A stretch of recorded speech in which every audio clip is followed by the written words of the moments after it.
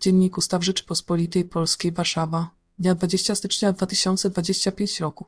Po 68 Rozporządzenie Prezesa Rady Ministrów z dnia 20 stycznia 2025 roku w sprawie szczegółowego zakresu działania Ministra Nauki i Szkolnictwa Wyższego na podstawie artykułu 33 ustawy 1 i ustawy z dnia 8 sierpnia 1996 roku o Radzie Ministrów, Dziennik Ustaw z 2024 roku.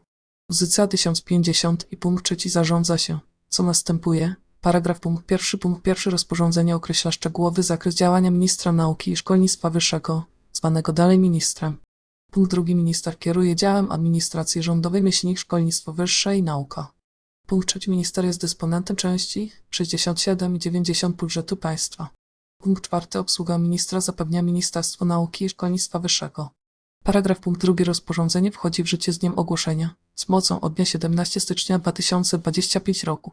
Prezes Rady Ministrów, Dytus.